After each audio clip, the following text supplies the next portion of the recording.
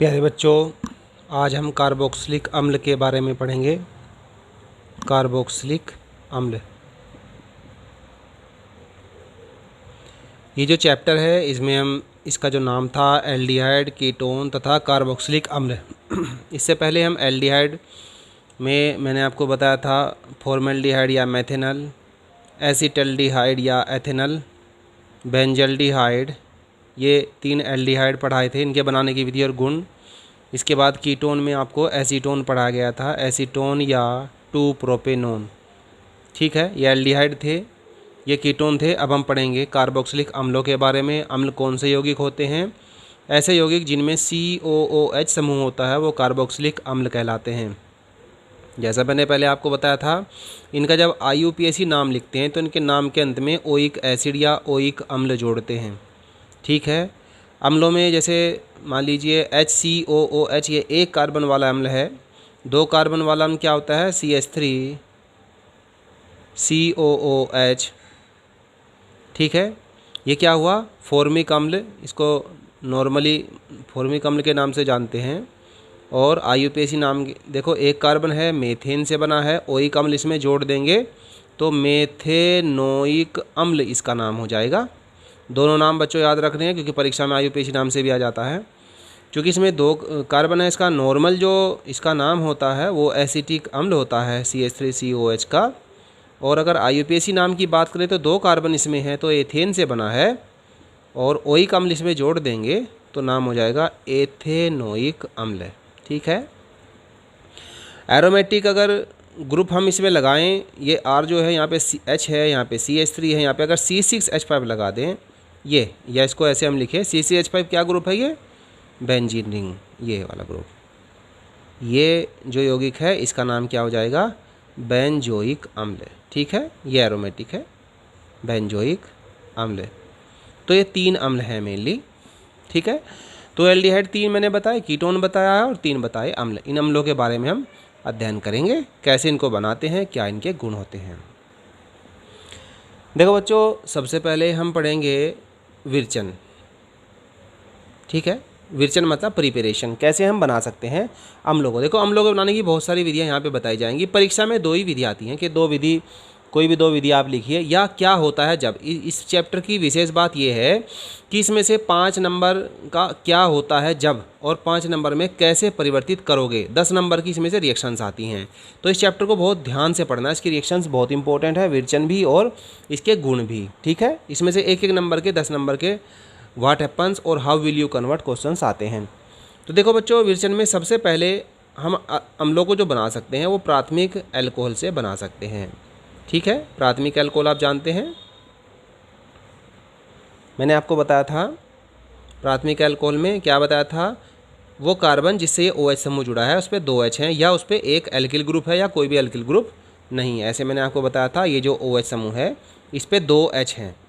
ठीक है, कम से कम अगर 2 H हैं तो प्राइमरी अल्कोहल है, या ऐसे कह सकते हैं तीनों H हैं या एक एल्किल है, 2 H है, 2 H तो होनी ही चाहिए, तो प्राइमरी अल्कोहल है। तो ये जो प्राथमिक अल्कोहल होता है, अगर नॉर्मली हम इसका ऑक्सीकरण करें नॉर्मल ऑक्सीकारक से तो ये एल्डिहाइड में कन्वर्ट होगा। किस में कन्वर्ट होगा? RCHO में। लेकिन अगर यहाँ पर हम जो ऑक्सीकारक है, अगर वो हम इक्सारिय KMNO4 लें, क्या लें? इक्सारिय KMNO4। इक्सारिय KMNO4 मतलब KMNO4 का नाम था पोटेशियम परमैंगनेट। ठीक है, और उसके बाद इसका हम अम्लीय माध्यम में जल अपघटन कर दें तो क्या होता है? ये CH2OH समूह है, ये COOH समूह में ऑक्सीकृत हो जाएगा। देखो बच्चों, अगर यहाँ पे R की जगह, ठीक है, R की जगह अगर हम CH3 लें, CH3 CH2OH, तो यहाँ भी R की जगह क्या हो जाएगा? CH3COOH हो जाएगा। क्या बन गया? एसिटिक अम्ल, दूसरे वाला अम्ल बन गया। ठीक है, अगर हमें फॉर्मिक अम्ल बनाना हो, मेथेनोइक अम्ल बनाना हो तो R की जगह क्या ले लेंगे? HCH2OH, क्या ले लेंगे? HCH2OH। अब H एक यहाँ जोड़ दो, यानी ये क्या हो गया? CH3OH। तो CH3OH से क्या बन जाएगा? HCOOH। ये 1 कार्बन वाला अम्ल बना, ये 2 कार्बन वाला अम्ल बना। ठीक है, ये फॉर्मिक अम्ल या मेथेनोइक अम्ल, ये एस्टिक अम्ल या एथेनोइक अम्ल। तो एक तो ये तरीका है जिससे हम बना सकते हैं परीक्षा में ऐसे भी आ सकता है। कैसे परिवर्तित करोगे? मेथेनॉल को मेथेनोइक अम्ल में, यानी मैथिल अल्कोहल को फॉर्मिक अम्ल में, एथिल अल्कोहल को एसिटिक अम्ल में, या एथेनॉल को एथेनोइक अम्ल में, या ऐसे भी आ सकता है। क्या होता है जब एथिल अल्कोहल की इक्सारिय केमोनोफोर के साथ अभिक्रिया कराई जाती है या मेथेनॉल की इक्सारिय केमोनोफोर के साथ ऑक्सीकरण किया जाता है। ठीक है, अब पढ़ेंगे दूसरा मेथड। देखो बच्चों, दूसरा मेथड जो अम्ल को बनाने का होता है वो होता है एल्किल बेंजीन से। एल्किल बेंजीन, एल्किल बेंजीन का मतलब ये हुआ कि बेंजीन पे कोई एल्किल समूह जुड़ा है। एल्किल समूह क्या होता है? मैंने आपको बताया था, जो एल्केन होते हैं, एल्केन आपको पता है, methane, ethane, propane, butane, pentane बताया था। उसमें से अगर हम एक H निकाल दें तो वो बन जाता है एल्किल ग्रुप, या पहले पढ़ चुके हैं। ठीक है, देखो जैसे मान लीजिए मेथेन है, ठीक है, इसमें से अगर हम एक H निकाल दें तो क्या बना? CH3 ग्रुप बना। कौन सा ग्रुप हुआ ये? मैथिल। क्या हुआ? मैथिल। इसी तरह से अगर मान लीजिए C2H6 है, एथेन है, इसमें से H निकालें तो कौन सा ग्रुप बना? C2H5। क्या नाम हुआ? एथिल। ठीक है, तो यहाँ पे ध्यान रखना है कि यहाँ पे ये जो बेंजीन रिंग में मान लीजिए CH3 समूह जुड़ा है, मैथिल बेंजीन इसको कह सकते हैं, या इसका कॉमन नेम जो होता है वो क्या होता है? टोल्यूइन, या मैथिल बेंजीन भी इसको कह सकते हैं। अगर इसकी हम इक्सारिय केमोनोफोर से रिएक्शन कराएं, या तो इक्सारिय केमोनोफोर लिख दो या ऐसे लिख लो केमोनोफोर डैश KOH, मतलब पोटेशियम हाइड्रोक्साइड में केमोनोफोर घुला है तो इक्सारिय केमोनोफोर है। ये ट्रायंगल का मतलब हुआ हीट, गर्म हम इसको करेंगे तो इनिशियली जो प्रोडक्ट बनता है वो इसकी जगह क्या बन जाएगा? COOK, और अल्टीमेटली जो है जब अम्लीय माध्यम में उसका हम जल अपघटन करेंगे तो ये COOK के स्थान पे आ जाता है COOH। क्या बन गया? बेंजोइक अम्ल। तो आप यहाँ देख रहे हो कि ये जो साइड चेन है ये COOH ग्रुप में ऑक्सीकृत हो जाती है। यहाँ पे एक बात कन्फ्यूजिंग आपको लग रही होगी, H3O+ क्या होता है? ये ध्यान रखना है बच्चों, जो जल है, ठीक है, जब अम्लीय माध्यम में हम हाइड्रोलिसिस कराते हैं तो H इसमें अगर जोड़ दें तो कितने H हो जाएंगे? 3, और ये प्लस चार्ज आ जाता है H3O+। इसका मतलब हुआ अम्लीय माध्यम में जल अपघटन। तो इस तरह से हम एल्किल बेंजीन से अम्ल बना सकते हैं। ठीक है, मान लीजिए यहाँ पे हम CH3 ना लेके कोई लंबी चेन लें, मान लीजिए CH3, CH2 कोई भी लंबी चेन ले लें, उन सब को COH समूह में ही ऑक्सीकृत होना है। देखो जैसे मान लीजिए ये बेंजीन रिंग के साथ लंबा ग्रुप जुड़ा है, कौन सा? मान लीजिए जुड़ा है CH2, CH2, CH3, तो ये भी पूरा ग्रुप, ठीक है, उसी तरह से क्या हो जाएगा? COOH समूह में ऑक्सीकृत हो जाएगा। चाहे इसमें 2 कार्बन हो, 3 हो, 4 हो, सब COH समूह में ऑक्सीकृत हो जाएंगे। तो ये दूसरा मेथड है बनाने का, क्या? कार्बोक्सिलिक अम्ल का। अब बच्चों हम तीसरा मेथड पढ़ेंगे, हम कार्बोक्सिलिक अम्ल कैसे बना सकते हैं। देखो हम नाइट्राइल से और एमाइड से भी कार्बोक्सिलिक अम्ल बना सकते हैं। ये परीक्षा में पूछा गया है प्रश्न। नाइट्राइल मैंने बताया था, नाइट्राइल होते हैं CN समूह, इसको साइनाइड भी बोलते हैं और IUPAC में नाइट्राइल बोलते हैं। और एमाइड ग्रुप क्या होता है? CONH2, ये एमाइड ग्रुप होता है। ठीक है, इन दोनों से भी हम कार्बोक्सिलिक अम्ल को बना सकते हैं। देखो नाइट्राइल से कैसे बनाएंगे? देखो ये R कोई ग्रुप है, CH3 या C2H5 कोई भी ग्रुप ले सकते हैं। इसको हम सामान्य लैंग्वेज में साइनाइड बोलते हैं या IUPAC नाम में नाइट्राइल बोलते हैं। ठीक है, जब हम इसका चाहे तो अम्लीय माध्यम में या इक्सारिय माध्यम में, ठीक है, क्या करेंगे? हम इसका जल अपघटन करेंगे, हीट करेंगे इसको। ठीक है, क्या हो जाएगा इससे? ये R ग्रुप जो है, R ग्रुप जो का त्यों रहेगा, और ये CN जो ग्रुप है ये बदल जाएगा CONH2 ग्रुप में। ठीक है, अब देखो ये CONH2 ग्रुप क्या होता है? एमाइड। क्या होता है? एमाइड। तो सबसे पहले नाइट्राइल से क्या बन जाएगा? एमाइड बन जाएगा। और जब इस एमाइड का हम जल अपघटन करेंगे, चाहे तो अम्लीय माध्यम में या इक्सारिय माध्यम में, और इसको हीट करेंगे तो क्या बन जाएगा बच्चों? ये CONH2 समूह कन्वर्ट हो जाएगा COOH समूह में।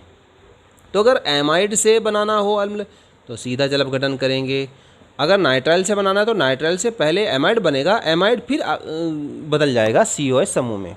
ठीक है, जैसे मान लीजिए R की जगह हम बेंजीन रिंग ले लें, R की जगह हमने C6H5 ग्रुप लिया है, ध्यान रखना है चाहे तो हम लिखें ये ग्रुप, ठीक है, चाहे हम लिखें C6H5, चाहे हम लिखें PH, चाहे हम लिखें AR, ये सब एक ही चीज़ होते हैं, ठीक है।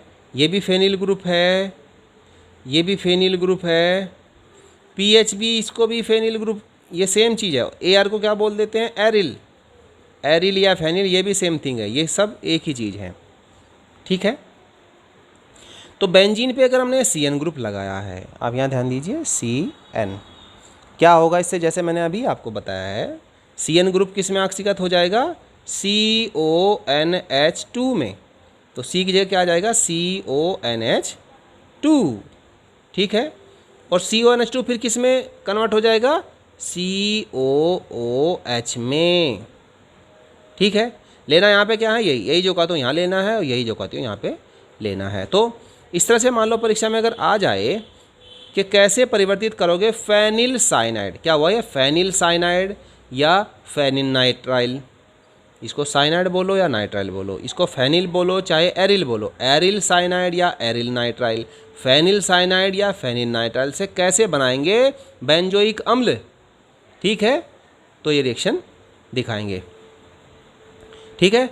या ये इसका नाम जो बेंजीनिंग पे जो CONH2 समूह होता है, इसका नाम होता है बेंजेमाइड, क्या होता है, बेंजेमाइड। तो अगर ऐसे परीक्षा में आता है कि कैसे परिवर्तित करोगे बेंजेमाइड को बेंजोइक अल्कोहल में, बेंजेमाइड को बेंजोइक अम्ल में, तो वही दिखाएंगे, अम्लीय माध्यम में या क्षारीय माध्यम में इसका जल अपघटन करेंगे, ठीक है।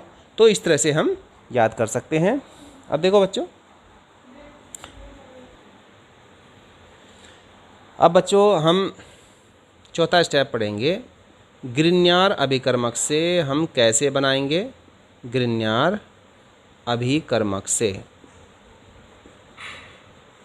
ग्रिग्नार्ड अभिकर्मक जो मैंने बताया था RMGX, मैंने आपको बताया था ये क्या होता है, RMGX, जहाँ MgX प्लस पार्ट है, R माइनस पार्ट है। बहुत इंपॉर्टेंट रिएक्शन है, ये ध्यान रखना, जब भी हमें ग्रिग्नार्ड अभिकर्मक से कार्बोक्सिलिक अम्ल बनाने हो तो उसकी कार्बन डाइऑक्साइड से रिएक्शन कराएंगे, ठीक है। ये देखिए RMGX प्लस CO2 को हम कैसे लिख लेंगे, O double bond C double bond O, Lewis बिंदु सूत्र की तरह लिखेंगे। हम जानते हैं Mg प्लस होता है, ये R माइनस होता है। जब ये बॉन्ड टूटता है, मैंने आपको पहले बताया था, क्या बताया था, ऐसे माइनस और ये प्लस, ठीक है। देखो बच्चों, O माइनस पार्ट है, इसके साथ माइनस के साथ प्लस पार्ट आ जाएगा, क्या आ जाएगा, MgX, और ये प्लस पार्ट है, इसके साथ माइनस पार्ट लगा देंगे, क्या लगा देंगे, R, ठीक है। अब क्या करेंगे, इसका जल अपघटन करेंगे, H2O, नहीं, एक तरफ H जुड़ेगा, एक तरफ OH जुड़ेगा। जब जल अपघटन करेंगे तो यहाँ से बॉन्ड टूटेगा, यहाँ पे आ जाएगा H और यहाँ पे आ जाएगा OH, क्लियर। ये बनेगा RCOOH, RCOOH अम्ल बन जाएगा, प्लस Mg के साथ X पहले से है, एक जुड़ जाएगा OH, Mg के साथ X पहले से है और एक जुड़ जाएगा OH। तो इस तरह से ये अम्ल का निर्माण हो जाएगा, ठीक है।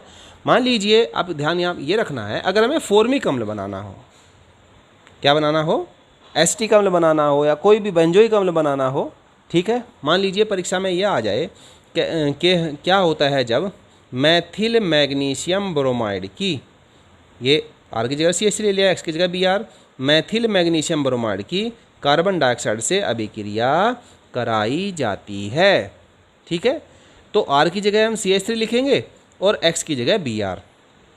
देखो क्या कर लेंगे, R की जगह क्या लिख देंगे, CH3, ठीक है। R की जगह क्या आ जाएगा, CH3, R की जगह आ जाएगा CH3, ठीक है। X की जगह क्या आ जाएगा, Br, X की जगह Br, X की जगह Br, क्या बन गया ये, CH3COOH, एसिटिक अम्ल या एथेनोइक अम्ल। तो अगर परीक्षा में आता है, क्या होता है जब मैथिल मैग्नीशियम ब्रोमाइड की कार्बन डाइऑक्साइड से अभिक्रिया कराते हैं, तो ये रिएक्शन लिखेंगे। और अगर ऐसे परीक्षा में आ जाए, कैसे परिवर्तित करोगे मैथिल मैग्नीशियम ब्रोमाइड को एथेनोइक अम्ल में या CO2 को एथेनोइक अम्ल में, तो ये रिएक्शन देनी है। अब बच्चों हम पांचवा मेथड पढ़ेंगे कि हम जो कार्बोक्सिलिक अम्ल बना सकते हैं वो एसिल हैलाइड से बना सकते हैं, ठीक है, और एनहाइड्राइड से भी बना सकते हैं। एसिल हैलाइड से भी बना सकते हैं और एनहाइड्राइड से भी बना सकते हैं। ठीक है, अब देखो सबसे पहले एसिल हैलाइड क्या होता है। मैंने आपको बताया था एसिल हैलाइड में COCl समूह होता है। जैसे मान लीजिए है RCOCl, इसमें मैंने एग्जांपल आपको बताया था CH3COCl, इसका नाम एसिटिल क्लोराइड या एथेनॉल क्लोराइड, क्या नाम बताया था, एथेनोइल क्लोराइड, ये IUPAC नाम है। सिंपल इसको क्या बोलते हैं, एसिटिल क्लोराइड, एसिटिल क्लोराइड, ये आपको बताया था। ठीक है, C6H5COCl भी इसकी जगह हम ले सकते हैं, इसका नाम क्या होता है, बेंजोइल क्लोराइड, बेंजोइल क्लोराइड, ये ध्यान रखना है ये। ठीक है, समझ में आ गया। तो R यहाँ पे क्या है, CH3 भी हो सकता है, C6H5 भी हो सकता है, ये एलिफेटिक है या एरोमेटिक है। तो एसिल हैलाइड से अगर हमें अम्ल बनाना हो तो हम इसका जल अपघटन करेंगे। क्या होगा, यहाँ से एक H और एक Cl निकल जाएगा HCl के रूप में।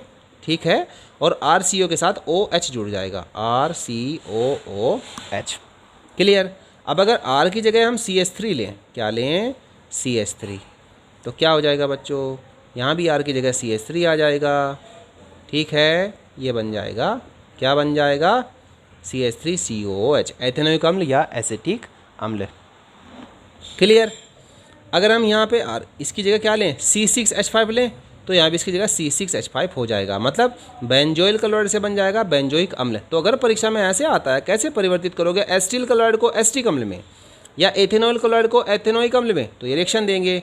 या कैसे परिवर्तित करोगे बेंजोइल क्लोराइड को बेंजोइक अम्ल में। ठीक है, ये बेंजोइक अम्ल, ये बेंजोइल क्लोराइड, तो ये रिएक्शन देंगे। ठीक है, या क्या होता है जब बेंजोइल क्लोराइड का जल अपघटन किया जाता है तो भी ये रिएक्शन देनी है, तो ये ध्यान रखना है। अब ये तो हुए एसिल हैलाइड। अब बात करते हैं एनहाइड्राइड की। सबसे पहले ये जानते हैं कि एनहाइड्राइड होते क्या हैं। देखो बच्चों, जैसा नाम ही बता रहा है एनहाइड्राइड, ये इंग्लिश का शब्द है, क्या, एनहाइड्राइड। एन का मतलब नहीं, हाइड्राइड मतलब जलकाणु, जिसमें जलकाणु निकल जाता है। देखो ये अम्ल है एसिटिक अम्ल, ठीक है, और ये भी एसिटिक अम्ल, दो अणु हमने इसके लिए हैं, और एक से निकल गया H और एक से निकल गया OH। क्लियर। तो यहाँ बचा CH3CO, यहाँ बचा CH3CO, ये CH3CO, CH3CO। अब यहाँ से आप ध्यान दो, ये जो OH यहाँ से निकला है, देखो क्या था, ये COOH, और ये क्या था, COOH, यहाँ से H निकला और यहाँ से OH निकला। अब देखो बच्चों, एक वैलेंसी ये फ्री हो गई, एक वैलेंसी ये फ्री हो गई। ठीक है, तो ये O की वैलेंसी जो फ्री हुई है, ये इस कार्बन के साथ जुड़ जाएगी यहाँ पे ऐसे। ये O इस CO से भी जुड़ा है, देखो यहाँ पे आप ध्यान दो, ये जो O है C डबल बॉन्ड O, ये C डबल बॉन्ड O जुड़ा है यहाँ पे, और ऐसे C डबल बॉन्ड O, ये ऐसे लिख लो C डबल बॉन्ड O। और ये वैलेंसी इस ये ऑप्शन इससे तो जुड़ा हुआ, ये इससे और जुड़ जाएगा, ये ऑप्शन इससे जुड़ा है, इससे और जुड़ जाएगा, यानी CH3CO ऊपर CH3CO नीचे। इसको हम ऐसे भी लिख सकते हैं, CH3CO 2 है और ऑक्सीजन 1 है। तो ये क्या कहलाएगा, क्योंकि एसिटिक अम्ल से बना है तो एसिटिक एनहाइड्राइड, या एथेनोइक अम्ल से बना है IUPAC में कहें तो एथेनोइक एनहाइड्राइड। ठीक है। देखो बच्चों, मान लीजिए हम बेंजोइक एनहाइड्राइड की बात करें, देखो C6H5CO।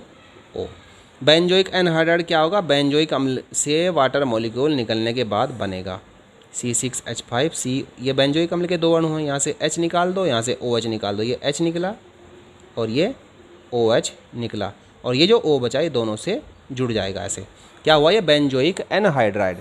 क्लियर। उसी तरह से अगर इसका हम जल अपघटन कराते हैं H2O, तो क्या होगा, देखो बच्चों, C6H5COO और एक H, C6H5COOH निकल गया, क्या बनेगा, C6H5COOH। अब ये जो OH बचा ये इसके साथ जोड़ दो, C6H5COOH, तो दो अणु इसके बन जाएंगे बेंजोइक अम्ल के। ठीक है, तो इस तरह से बेंजोइक एनहाइड्राइड से बेंजोइक अम्ल बन जाएगा। बेंजोइक अम्ल से जो बेंजोइक एनहाइड्राइड बना था वो जलकाणु निकलने से बना था, और जब बेंजोइक एनहाइड्राइड का जल अपघटन कर दिया तो जलकाणु वापस जुड़ के फिर से बेंजोइक अम्ल बना देगा। तो बेंजोइक अम्ल का अगर हम डिहाइड्रेशन करें, निर्जलीकरण करें, तो बेंजोइक एनहाइड्रेट बनेगा। और बेंजोइक एनहाइड्रेट का अगर हम हाइड्रेशन कर दें, जल अपघटन कर दें, तो बेंजोइक अम्ल बन जाता है। अब हम छठा मेथड पढ़ेंगे कार्बोक्सिलिक अम्ल बनाने का, वो हम बना सकते हैं एस्टर से। ठीक है, देखो बच्चों, एस्टर क्या होता है, मैंने आपको बताया था RCOOR इस तरह के यौगिक कहलाते हैं एस्टर, जिसमें बीच में जो समूह होता है C डबल बॉन्ड OO होता है, और इसके दो साइड में कोई भी एल्किल ग्रुप होगा, एक इधर और एक इधर। ये सेम भी हो सकते हैं और अलग अलग भी हो सकते हैं। ठीक है, तो बनाएंगे हम कैसे, RCOOR डैश, इसके जब हम जल अपघटन कराएंगे तो क्या होगा, ये RCOO और एक H ये बना लेगा RCOOH प्लस R डैश के साथ OH जुड़ जाएगा R-OH, तो अम्ल बनेगा और साथ साथ अल्कोहल बनेगा। देखो बच्चों, मान लीजिए R की जगह पहला हम C6H5 ले लें, ठीक है, और दूसरा हम C2H5 ले लें, ये C2H5 ले लिया हमने। जब हम इसका जल अपघटन कराएंगे तो इस R की जगह क्या आ जाएगा, C6H5, और दूसरे वाले R की जगह क्या आ जाएगा, ये दूसरा R ये है C2H5OH।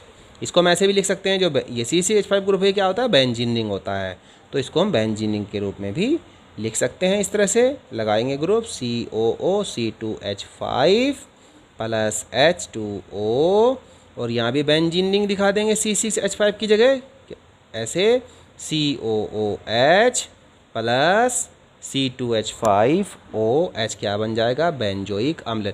तो इस तरह से हम अम्लों का निर्माण कर सकते हैं। ध्यान रखना, व्हाट हैपन्स या हाउ विल यू कन्वर्ट में रिएक्शन आती हैं, या ऐसे पूछ सकते हैं कि बेंजोइक अम्ल बनाने की दो विधि लिखो, या मेथनोइक अम्ल बनाने की दो विधि लिखो, या एथेनोइक अम्ल बनाने की दो विधि लिखो, या कैसे परिवर्तित करोगे। इसका नाम क्या हुआ बच्चों, ये है एथिल बेंजोएट। आप ये ध्यान रखना, ये बेंजोइक अम्ल है, यहाँ पे अगर H घटा के हम एथिल ग्रुप लगाया है तो नाम होता है बेंजोएट। जैसे जो एसिटिक अम्ल होता है, ये अगर इसमें से H हटा दें तो नाम क्या हुआ, एसीटेट। तो इसी तरह से जो बेंजोइक अम्ल होता है उसमें से अगर हम H हटा दें तो नाम हो जाएगा बेंजोएट। तो ये बेंजोएट है, ये एथिल ग्रुप है, तो नाम क्या हुआ, एथिल बेंजोएट। तो ये भी परीक्षा में आ सकता है, कैसे परिवर्तित करोगे एथिल बेंजोएट को बेंजोइक अम्ल में, या क्या होता है जब एथिल बेंजोएट का जल अपघटन किया जाता है।